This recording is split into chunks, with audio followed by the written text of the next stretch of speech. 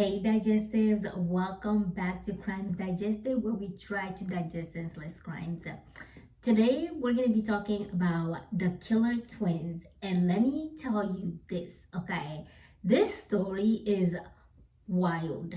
So before we even get into today's story, I have a question.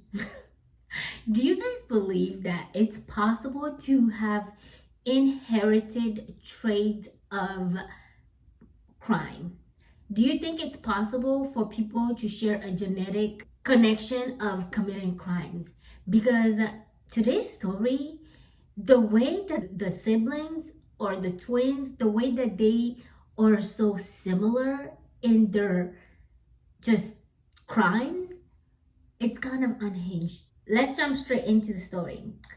I'm going to tell you about Shamaiya Hall and her sister, Troyshaye Hall. The two were born on the 11th of July in 1998, and they are, I want to say, they seem to be pretty mischievous children. They seem to be the kind of pair that gets in trouble a lot. Based on their actions, you can tell that they were not easy kids. They both have children, and in March 3rd of 2023, the police get a call in Italy, Texas. I didn't know there was like a Italy, Texas. I know there's like a Paris, but it's interesting. Does Texas just wanna it wanna be every other European country, it seems? But they were called in Italy, Texas by a CPS worker. She came to check in on some kids in the house, and it seems like she was concerned about the kids' well-being, and she decided to call the police to have the children removed from the home. And 5 minutes after this call, this was like on a Friday, 5 p.m., people were starting to get off work. People were probably coming home to like take a shower and go out because it's the weekend. But then the police surround this home, and they are befuddled by what's in front of them, because inside the home, 5 children were fatally stabbed, 3 of them dead, and 2 of them were fatally injured to the point where they have to be like taken to the hospital, and they were getting treatment in the Dallas-Fort Worth hospitals. Now, once the police start investigating the criminal in this case, they realized that they had a very eerily similar situation just 2 years prior. And it's very scary because not only are the situations very similar, but the criminals are related. They're twin sisters. Now, I am a strong believer that everybody is a unique person. Everyone is created differently. No 2 DNAs are alike. Even twins, even identical twins, it's not gonna be the exact same thing. But these two make you question reality. Because in 2017, around midnight on May 26th, Troyshaye sends a text message to her ex-boyfriend, not currently dating, ex-boyfriend, okay? She sent him a message, and she basically said something along the lines of, I want to fight you. And the ex-boyfriend probably didn't think too much about it, because, I mean, come on. Who would think too much about your ex texting you? You're probably thinking, okay, they're probably drunk somewhere. Oh, maybe not, because they were underage at the time. But you're probably thinking maybe they're having one of those nights, like when it's the witching hour, people do stupid things, people make stupid decisions, and he's probably thinking she's just being unhinged, she's being her, she's being an ex. He's chilling, he didn't pay attention to it, he's hanging out with his sister in her house when they hear a ring at the door. The sister gets up, approaches the door, opens the door, and notices that it's Troyshaye and Shamaiya. They were standing outside their door. So he gets up behind his sister and tries to slam the door shut in their face. But before he could get the chance to do that, they cross the threshold and they grab onto him. Like, Troyshaye grabs onto his shirt. Shamaiya sprays him in the face with a pepper spray, and he runs away from them. Like, he fought them off, runs to the bathroom, washes his face, and as he washes his face and starts walking back into the living room, he notices the twins standing in the living room and Troyshaye holding a knife, swinging it around, and I quote, "Run up, run up." So he's like, what the hell is wrong with these two? He's getting concerned. He's worried probably for his sister. But fortunately, he had a neighbor that was a friend of his, and the friend came, helped him to fight off the twins, and they fled the scene. They get charged for this crime later on. However, literally less than a month later, like not even a full month, okay, these two, that's how unhinged they are. And it seems like they like egg each other on, because they did this crime on the 26th of May, and then on the 17th of June, their mom is in the shower. She probably came back home from work. She's taking a shower. She's unwinding when she hears this blood-curdling noise, this sound of just the most like guttural scream, sounding like someone has just been going through the most torturous moment of their life. And she got creeped out. She flinches, jumps out of the shower, probably throws on a robe, runs into the living room, and she sees her son's friend. This is her son, who is 16 years old's friend, with blood dripping off of his back. And she notices that the kid had a stab wound on his shoulder and his lower back. So she's looking like, what the heck happened in here? And she sees that her daughter, Troyshaye, has a knife in her hand and she's swinging it around. So she tries to get the boys out of there. She gets the kid to like get help, and she runs over to try to fight the knife away from her daughter. She and her son try to get the knife away from her. They couldn't do much. Honestly, they ended up getting hurt more than anything. And they finally noticed that she stabbed her daughter, her 7-year-old daughter, Madison, 30 times. 30 times, y'all. Fortunately, there was like an off-duty officer that lived nearby.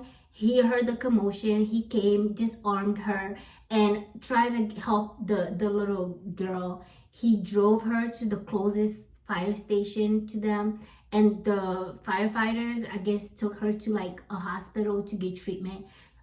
Unfortunately, she ended up passing away. She didn't survive that, but she gets arrested. And during the trial proceedings, she gets charged with a first-degree murder and also assault. However, the judge deemed her unfit to stand trial because she has mental health issues. Now, I'm going to say this right now, okay? Now, everybody with a mental health issue, disability, concern is a bad person. I personally am a victim of mental health. So, with that out of the way, this girl did all of this, and they say, she has mental health issues, so we're just gonna send her to a mental health facility, like a state mental health facility. And her case kind of gets thrown under, and nobody really thinks about it. That is until 2023, when her sister is not able to take care of her children. She has 5 children, okay? Five kids, 6-year-old son, a pair of twins, a girl and a boy who were 5. She has a 4-year-old son, and then she has a 13-month-old beautiful daughter. And it seems as though the state was concerned for the children's well-being. I don't know why they didn't remove the kids immediately. I do suppose that sometimes they are in a rush to remove kids in a certain environment and end up hurting the children because it's not always necessary. However, in this situation, with the amount of felonies, crimes, and just disruption that was going on in these kids' lives, I'm not sure why they left those kids with her. At least not for as long as they did. Especially when you find out that her oldest son, his dad was trying to get custody of the boy. And his parents, the boy's grandparents, they fought so hard to get custody of their grandson. But every time they try to get custody, the state will give them an excuse after excuse after excuse. And most of these excuses is just that they don't want to separate the kids from their siblings. And they decided to leave the kids to a family member, next of kin, right? And usually they do this if they deem like the original parents to be unfit so that the kids can be protected. And that's exactly what happened. They moved the kids to Italy, Texas, and they're staying with their family member. But when CPS came on that Friday afternoon, it seems like she saw things that were not up to standard based on her, and especially just because she noticed that Shamaiya is in there and no one knows why she was there. They're confused as to why she was there. So the CPS called to have the kids removed from the family member's home. And it seems as though she was not happy with that. Either she wasn't happy with that, or whatever unhingedness was in her face was the reason why the CPS worker decided to remove the kids from that home. But it all came too late because she stabbed her children, all of them. Nobody was left unscathed. All of them, from the 13-month-old to the 6 years old. And her 3 oldest ended up passing away. Her 2 are still alive, but they were very badly injured. And the father was really upset. He gave an interview to the Dallas Fort Worth news channel, and he said that they fought to get that kid out of there. His parents, the grandparents, fought so hard to get the son out of there. But the state wouldn't let them have the son. They gave them excuse after excuse. And they told them they didn't want to separate the kids. They didn't want to do that to them. But what did they do to them now? Now they are separated forever. And he has to stay strong. He has to stay strong for his parents, because if he breaks down, then they're going to obviously break down, right? So it stands to question, why did the state not let them have the boy? Because it's very clear that the state didn't deem the mother like safe for the kids to be around. So why didn't they let the father take the child? Now, this is not me trying to bash anybody. This is not me trying to, be biased or anything. However, the CPS, like Child Protective Service, they came out with a statement and they're just like, we're gonna cooperate with the police officers with the investigation fully. And I'm like, that's not enough. Everyone in the comments, this is not my thought, this is the comment section, okay? But people in the comment felt like they should sue the state, because at the end of the day, the state was responsible for what happened. Regardless of the twins' previous history, regardless of any of that, the state was the ones that were responsible for those kids being in that place at the end of the day. They could have removed those kids from her. They could have barred her from knowing where the kids are, especially based on her previous records, because she pleaded guilty to the crime that happened in 2017 and was charged with assault. So like, that kind of person doesn't seem like a very good person to be around children. This is the comments, not me. This is the comment section, okay? Don't come for me. But a lot of people are like, the state really needs to reevaluate their standards of care or standards of what is good for the children. Because here we have a perfectly normal father who wants to take responsibility for his kids, wants to be there for his child, and the state returned his son to him, cold, unfeeling, without a life, just lifeless. And they handed it to him like he was supposed to just be there to bury his son when he wanted that child breathing. And the grandfather said that that boy was a beautiful soul, just a beautiful, beautiful child.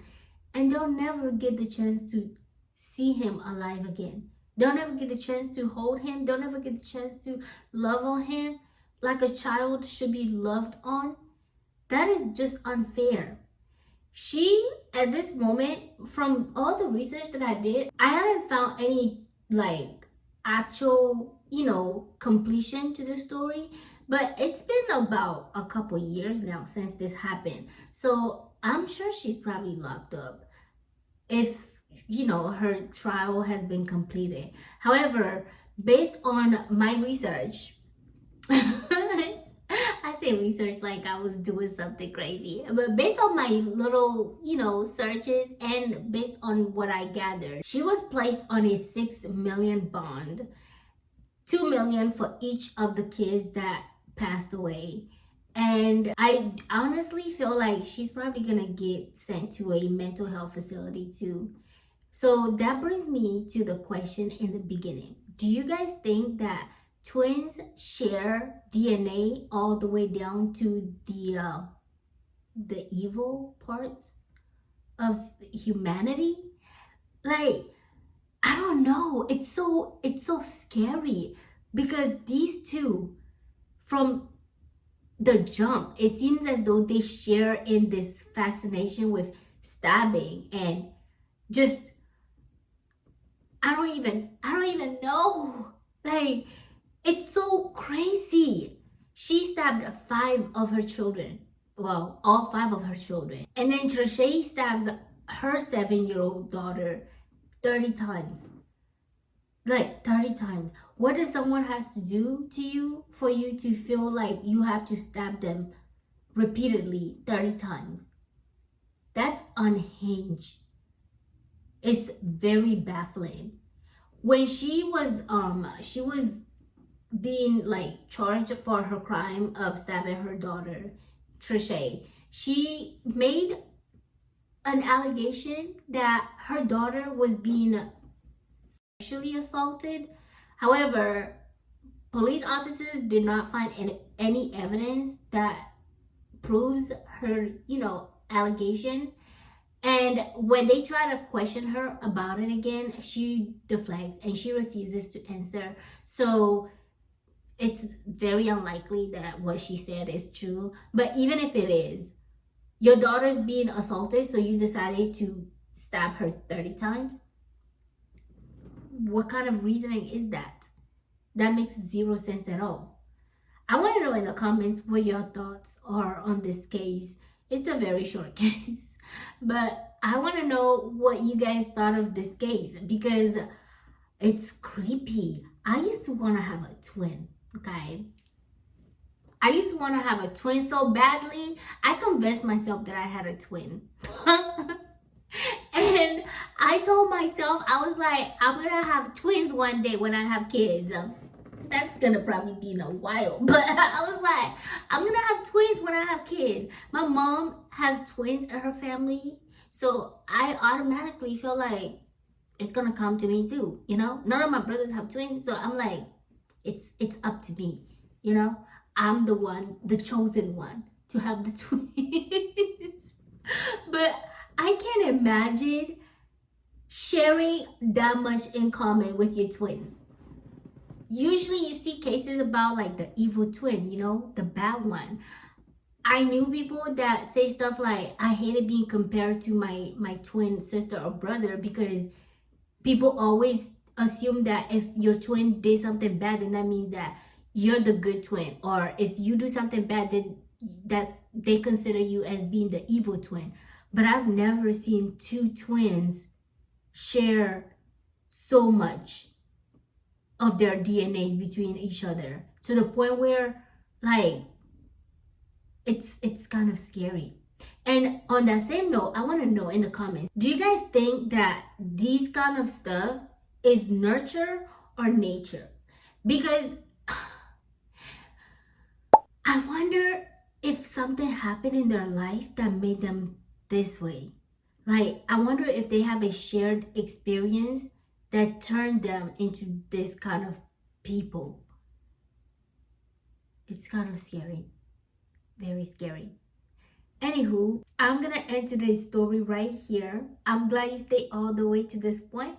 If you did stay all the way to this point, please give this video a like, subscribe to my channel so you can come and hear about crazy crimes that's happening around us every single day. And with that, I hope y'all stay safe. Have a beautiful day. If you have a twin sibling, maybe don't follow them and do every bad thing they do. Okay? Stay out of trouble, okay? So you can come and watch my video again.